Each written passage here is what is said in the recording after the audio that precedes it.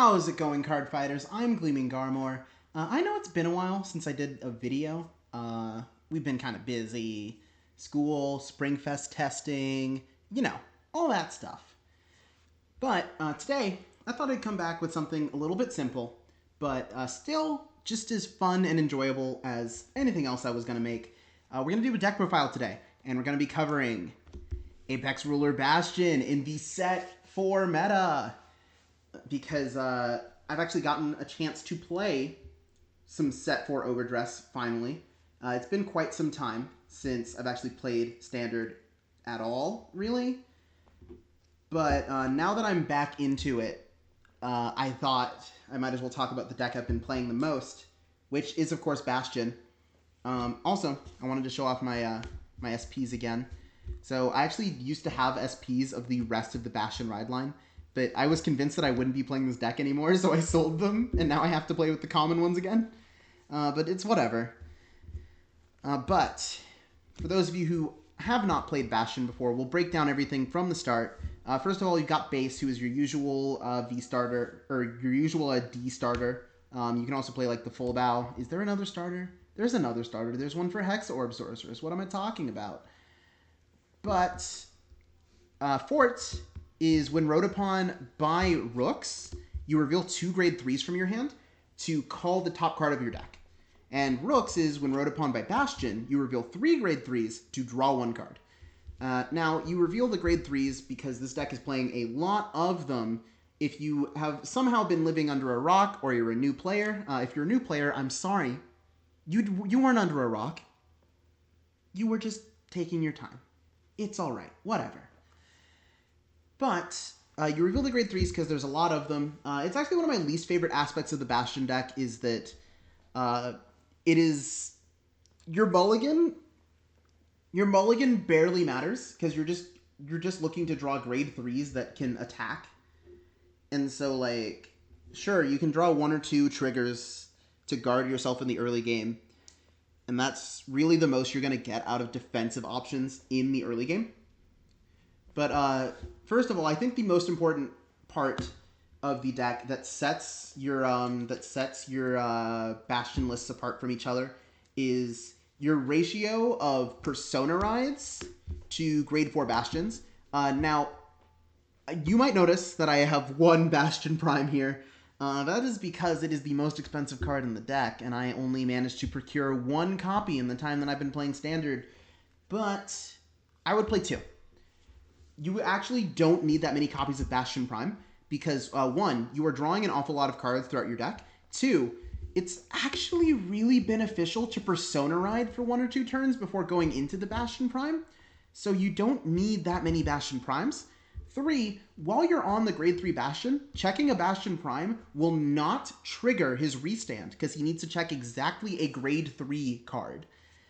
But Bastion Prime can check grade 3s or greater, so he can also check other Bastion Primes to do his restand.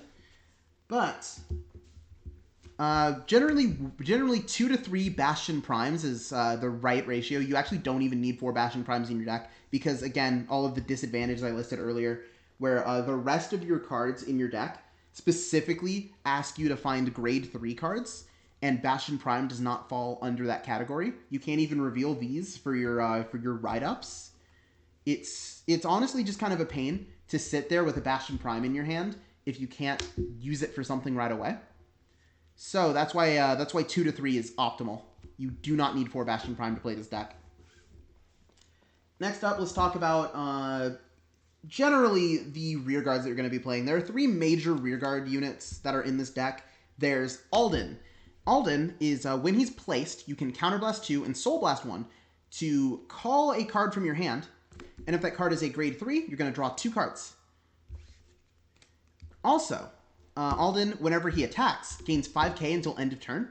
So if you restand him with Bastion, he can attack and then gain another 5k for a total of plus 10. Then there's also the Heavenly Arrow of Sure Hit, Sparare. Sparare is really cool because it actually has 2 effects depending on whether you put it in the front row or the back row. In the front row, whenever he gets restood by your Vanguard, you can Soul Blast 2 to draw a card. This is actually super important. It's one of the reasons I was saying that you can dig through the deck fairly easily to find your 1 to 3 Bastion Primes. is because you have cards like Alden and Sperare, on your turn 3, you can just use all of your soul to draw 3 cards total. But then in the back row, he gives whatever's in front of him an extra 5k power, which you might be wondering why you want to put a grade 3 in the back row. Let's skip ahead a little bit. We'll talk about an order card that we're playing in this deck. We're only playing 2 copies of it. It's called Pride to Protect. Pride to Protect is a grade 3 order, so because it's a grade 3, you can actually reveal it on your drive checks and get your Bastion restands, which is very nice. But when this card gets revealed, or when this card gets played in the order zone by discarding a card, it's actually a set order, so it stays there. And while it's there, all of your grade 3 units, or all of your grade 3 rear guards, gain the boost ability. So you can actually slap Sperare behind Alden, give Alden +5 from Sperare, give Alden +5 from his own skill, and then boost with Sperare. Of course, we're actually playing another card in addition to the Pride to Protect that gives us boost, and that is the Heavenly Knight of Edifying Guidance, Refuerzos. Refuerzos, if you Persona Road this turn, he gains the boost ability, and if he's in the back row and whatever's in front of him stands, he stands too. So you actually have a re-standing booster to make use of. Now, Pride to Protect is really cool. Another option you can consider is the Dark Strain Dragon. Dark Strain is Soul Blast 2 to give all of your grade 3s boost for the turn. Dark Strain is very good. Dark Strain is an excellent card, but I found that I really wanted to use my soul for Sperare's ability, and so with 2 Soul Blast 2 costs in our deck, it got a bit pricey. It became a bit of an issue to try and play these consistently, you know? So instead, we just hope to draw the Pride to Protect later on in the game. That's why we're playing 2 copies, is so that we don't get our hand clogged up with a million of these. This card is very not good to draw in multiple copies. It is an order card. It doesn't have any shield. You only get any benefit from playing it the one time. The second you see the other copy of Pride to Protect, it is basically just discard fodder, and you should use it as such for your PGs and whatnot. We're also playing 1 Knight of Broadaxe Refluke, or not 1. We're playing 4 Knight of Broadaxe Refluke. Refluke, when he's on the rear guard, lets him put himself into the soul. To choose a rear guard and give it +10. So you can give this to your Aldens, to your Sperares, whatever you plan on restanding. You can even give it to your Refuerzos if you're feeling spicy. But the fact that you can have a Sperare on board, put this into soul, give it to Sperare, and then use that Sperare to Soul Blast out that Refuerzos or Soul Blast out that Refluke and draw a card is, I'm sure you can see where this is going. It's a very big, important part of this deck's advantage engine. You need to be able to build Soul back up with the Reflukes and also your Persona Reds. And then, the last major thing that we need to talk about is the defensive options that you're playing in this deck.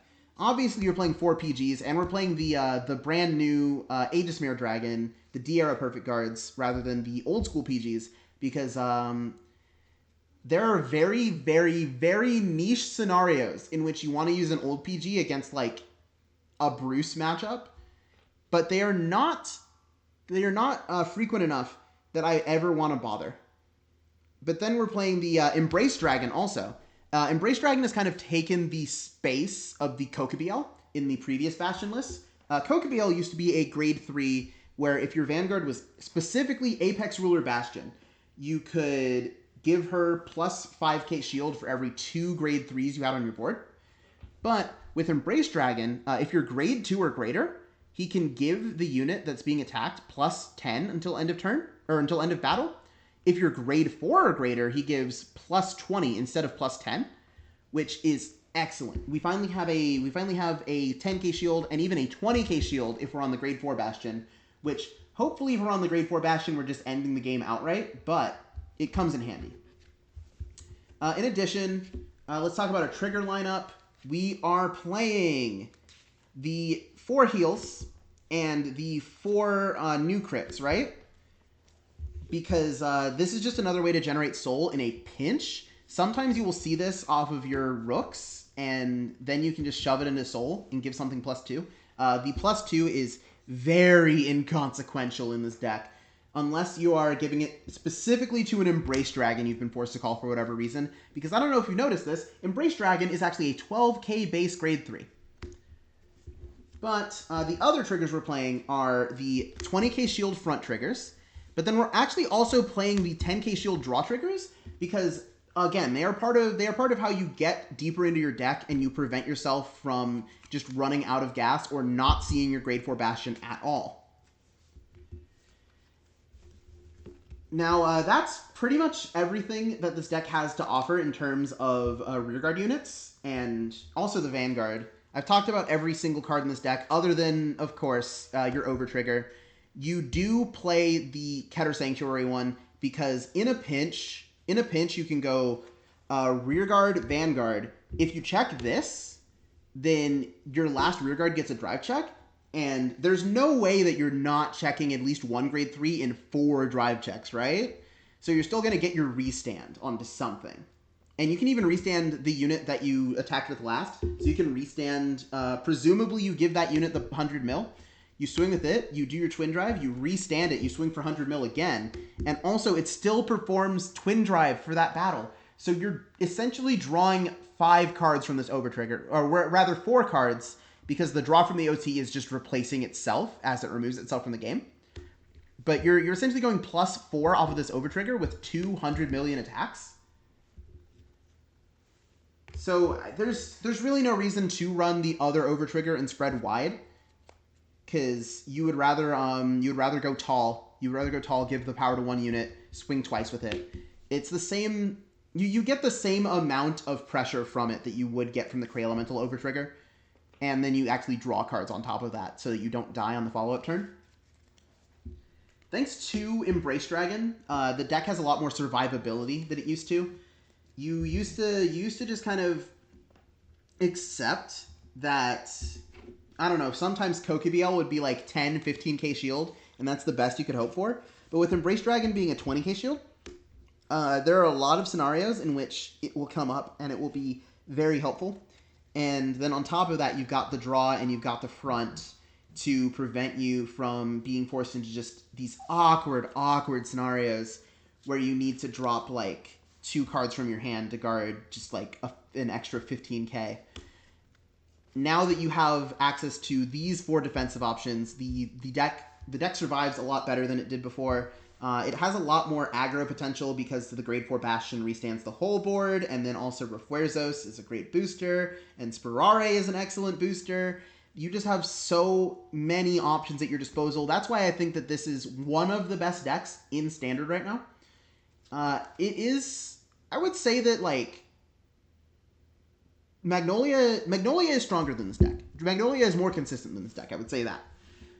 This deck has a Magnolia matchup that exists. I wouldn't say it's a great one because they can rush you down very early, but the addition of Embrace Dragon being able to guard on turn 2 does help with the Magnolia matchup a lot. Just in general, I was discounting Embrace Dragon quite a bit at the start, but the fact that this activates on grade 2 and then it gets even better in the late game, like, I love Embrace Dragon. This card is actually kind of awesome. Anyway, with all that put together, our deck list should look something like this. Whew, how was that? It's been a while since I've done a deck profile. It's been a while since I've done a video, period. If you liked this video, consider subscribing, liking, sharing with your friends, playing this list, because it's fun. If you're wondering what I would do about the second Bastion, well, I hadn't thought that out very hard. I guess you could cut, like, a Sperare or a Refluke. Like, there's, well, actually, you could probably also cut an Embrace Dragon. Embrace Dragon might be a better cut than any of those cards, because then it doesn't hurt your offense. But those are your options, pretty much, is that you're going to cut one of your grade 3s, because that's really the only slots that you have left in the deck to mess with. 1 Pride to Protect is far too sacky to bother with. Because at that point, like, this card just needs to come out of the deck if you cut this to any less than 2, because you're just not going to see it. But yeah, you're not going to see it, and when you do, it just won't be worth it, because you're still going to be on the grade 3 Bastion by that point, maybe. But like, I'm having a lot of fun with this deck list. I am enjoying Standard again, which was kind of surprising. Because like the last time I enjoyed Standard was when I was really into playing Token Ranbu. I thought that like the Ragrail Bastion in set 3 was fun, if not a bit convoluted. It's really funny. The way Bastion works is that we've kind of stepped backwards in time. Like we've gone back to the set 1 Bastion playstyle of just making a board of grade 3s and then punching you in the face. And that's it. That's the whole plan. But, I don't know. It feels about right. That's enough out of me. I'll see you guys some other time.